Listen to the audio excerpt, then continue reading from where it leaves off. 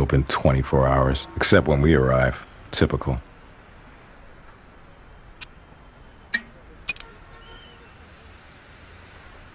This looks like the paper we analyzed. Same handwriting, same address.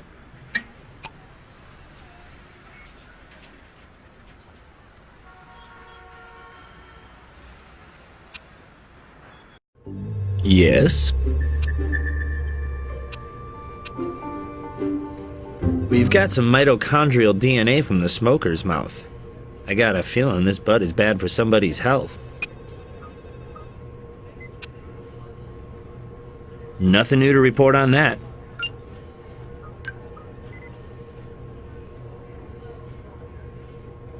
That's the same guy as in the hangout. Probably waiting for the pawn shop to open, which should be around now.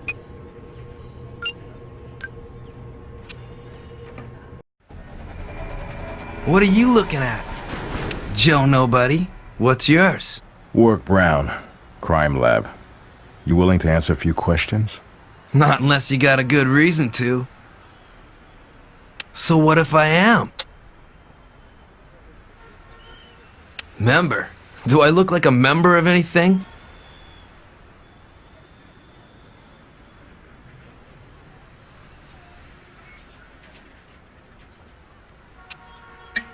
A ring.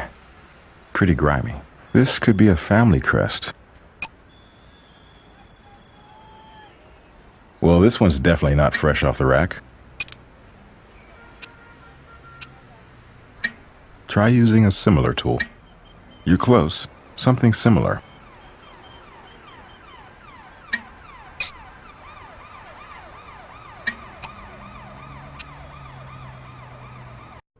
Hey. One of the things we look at on human hair is the medullary index, the ratio of the diameter of the medulla to the shaft. But the index on the one you found is quite high, suggesting a different animal. Judging by the scale pattern, I'd guess a cute little kitty. You might be able to determine the species by comparing it under the microscope to known samples. Pretty fancy meal for somebody to upchuck on such a scroungy jacket. The ever popular asparagus omelet? Brie cheese. Light on the DNA though, not enough to amplify for the computer.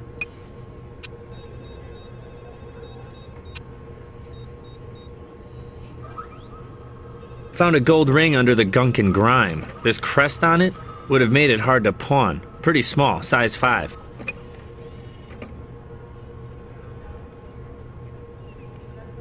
Singapura. It's a rare breed. Is that a rich guy's pet?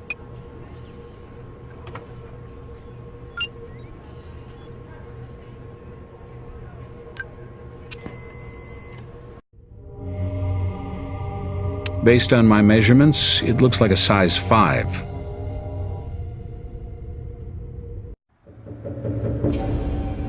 I was honored to know him personally.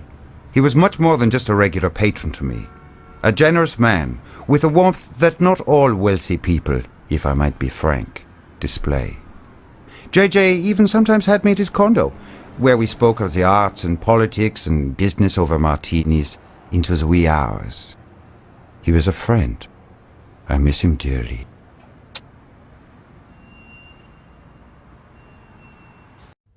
Yeah? What do you need, guys? Well, that's easy enough to check. Oh yes, several to choose from. 7 through Nevada, but only 1 here in the city. Registered to a J.J. Thomas, Suite 3700, North Meadows Condos.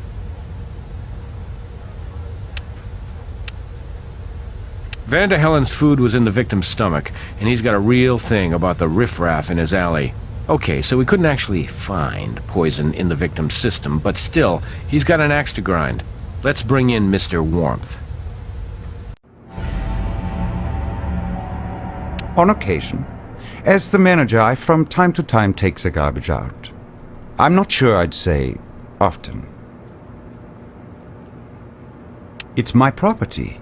Is taking security precautions a crime in this country now? What control do I have over what happens behind my restaurant when I'm not present? If some scavenger ate something he shouldn't and met an unfortunate end accordingly, Well, what fault is that of mine? I have my free will, and he has had his. All restaurants, even the finest, and ours is certainly one, have problems with vermin. And you had your problems, right? With infestation? Namely, homeless guys trying to find a crust of bread, scrap of meat. So you sprinkled rat poison all over your garbage like you were seasoning a stew. And our homeless victim came sniffing. And your generosity met his hunger and contributed to the man's death. Look, even if I admitted to doing what you said, which, keep in mind, I haven't, there's no way I'd use enough poison to kill somebody. Just a light sprinkle here and there to keep the vermin away. That's all. Well, you could bet we'll be in touch if any other homeless come in with as much as a stomachache. Oh, and you're still on our suspect list. Why not? I'm not guilty of a thing except trying to run a spick-and-span establishment. I have no objection. Glad to cooperate. I'm a respectable citizen, and you're wrong about me.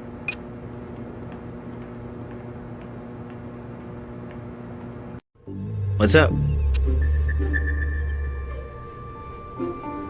That DNA's been amplified and graphed. It's in the computer. That print has been scanned into the computer for you.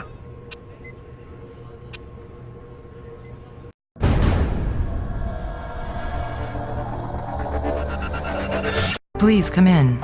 May I help you? We're with the crime lab. Would you mind answering a few questions?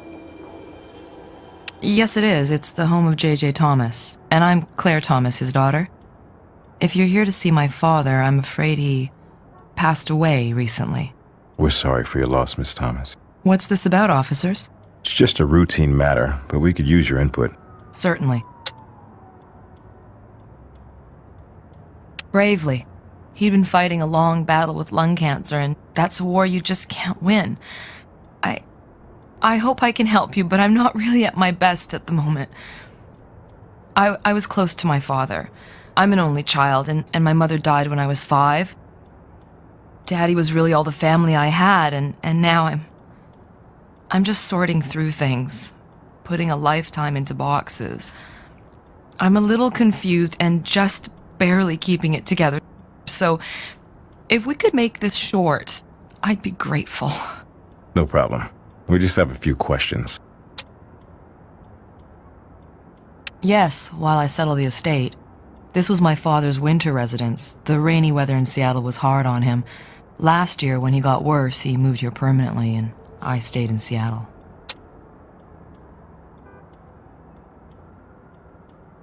From time to time, I'm his executor and sole heir, and I'm cleared to put charges on the corporate card. Yes, he did. You do come up with things, officers. She's around here, somewhere. Why, yes, I did. Just the other night, actually. Now, this is embarrassing. Well, I guess you won't be surprised if I say I've been an emotional train wreck since Daddy died, and frankly, I've been lonely as hell. And I met a man at the casino lounge the other day. We had a nice conversation, and it seemed like there was this little spark between us, only, well, let's just say nothing ignited. Kinda came to my senses, and we did share a meal, but not phone numbers. Oh, that's an odd question. I'll have to think. I had an asparagus omelet, which is a favorite of mine. Really, I don't remember exactly what my, friend had. Frankly, he was nice enough, but awfully bland. I understand that you're just doing your job, but I'm afraid as vague as you've been, I can't see cooperating to that extent. Not when I'm under this kind of pressure. Maybe later if you can make the reasons for this intrusion a little more clear. That's all we need right now.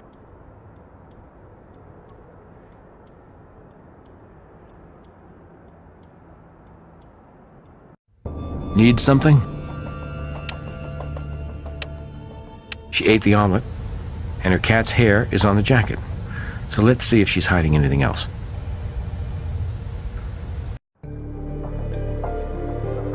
Some routine matter? Look, I've been honest with you. All right, go on, go ahead. But make it quick. And please don't disrupt the things I'm sorting. There's so much work here with the estate. That's all we need right now. Wakeman vodka. That's the victim's brand.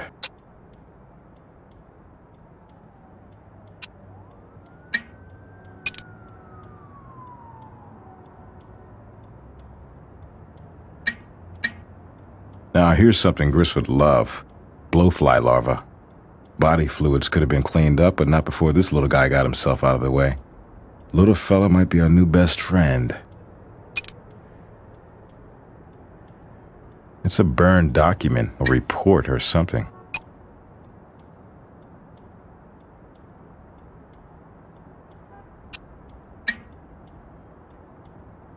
Look, on his tie. Well, that's familiar. Remember the crest on the ring we found?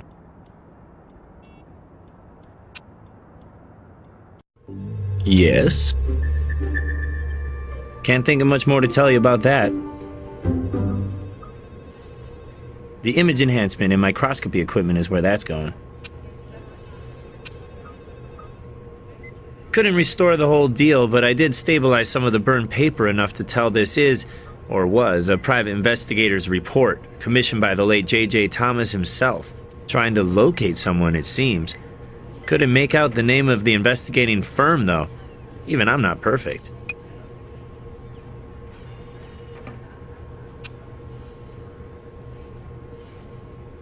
It's pretty mangled, so there's no point popping it under the microscope.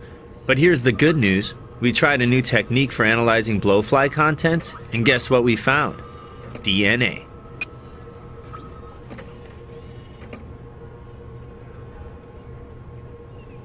Same cat.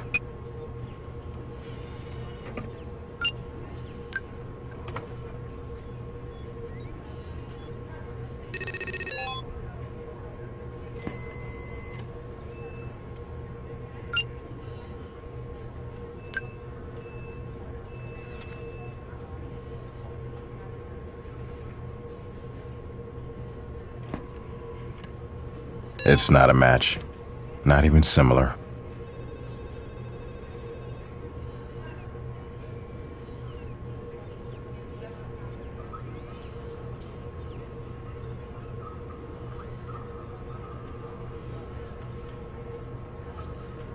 Looks like our homeless victim dropped by the Thomas condo recently. Interesting.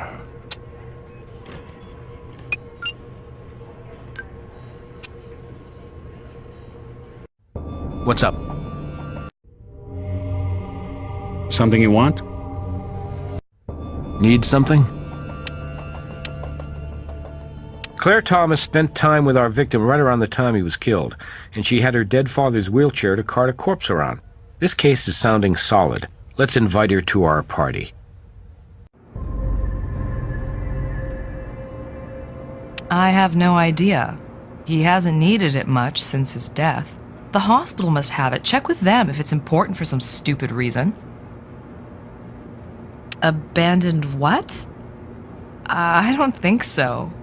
You people are completely out of your minds, though, so I can see how an insane asylum might fit in. I would imagine I don't have much choice. Why not? If it'll help clear up this ridiculous matter. That's all we need right now. Hey.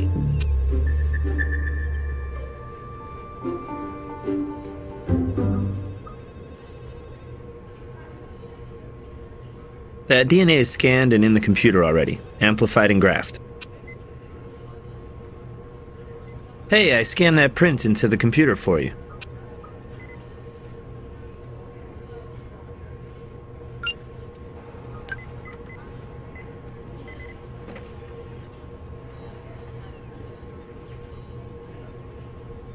Claire Thomas, our indignant suspect.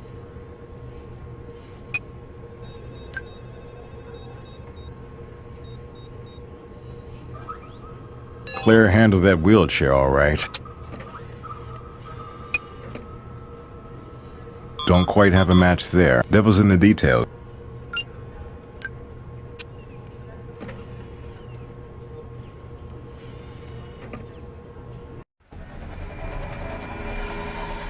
What if I did? It's junk. It's a piece of crap. I was done with it and I threw it away. Wear it yourself means so much to you. I don't keep track of petty details. I'll have to check my day planner. You were at the asylum. It's where you and your graffiti pals practice your art. You threw that ring away because they asked you too many questions about it at the pawn shop. Or maybe you saw the cops in the neighborhood. Oh, and I think maybe you killed a man. Go to hell. I didn't kill anybody. I found an old jacket. I found a crummy ring.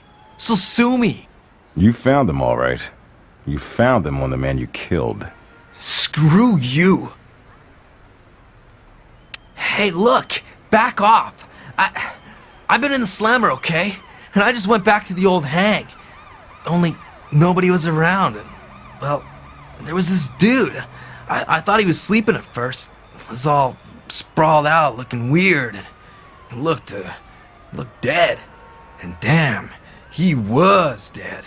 So what the hell? Helped myself to some stuff? Sure, that was cold, but life is cold. And dude didn't look like he needed a jacket anymore. Wore a ring, huh? Now I'll tell you how I see it going down.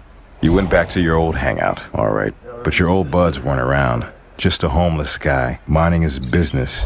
Only you needed a jacket, and you saw that ring. Held him down, poured that stuff down his throat, killing him. And then, like you said, you helped yourself. No way, man. No frickin' way. Look, I'm no prize, but I don't kill guys for anything. Let alone some scuzzy jacket and tarnished old ring or whatever.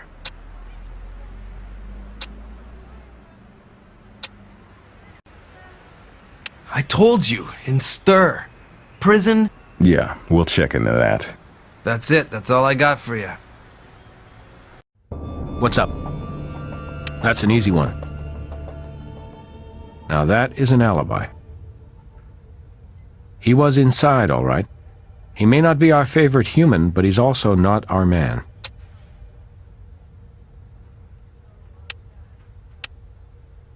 Sure, let's get your suspect back in here. Lying? Why would I lie to you? All I did was have dinner with a guy who turns out to have been homeless. He wasn't dressed like a homeless man when he struck up a conversation with me in that lounge. I'm sure he wasn't dressed in his street person attire when you dined together. But you made sure he was back in his rags when the time came. I already told you. Nothing happened between us. How did that asylum go out of business with customers like you waiting to get in? Hey, roll out all the attitude you want, lady. You were in that asylum. Your fingerprints are on that wheelchair. Your father's wheelchair, which you used to dump the body. What a stunning piece of evidence. My fingerprints were on my father's wheelchair? However could they have gotten there? Well then, why don't you tell me how your DNA got on the victim's clothes? He was in your father's condo, Claire, shortly after you were having dinner with him. Right before his death. I don't buy your love connection. What's the real story? You're reaching. You don't have anything. You don't know a damn thing. Who is he, Claire? Or who was he? Or should I ask, why was your father so intent to find some homeless nobody? A nobody with your family crest on his ring. Why don't you come back when you've got your own theory? All right. My father?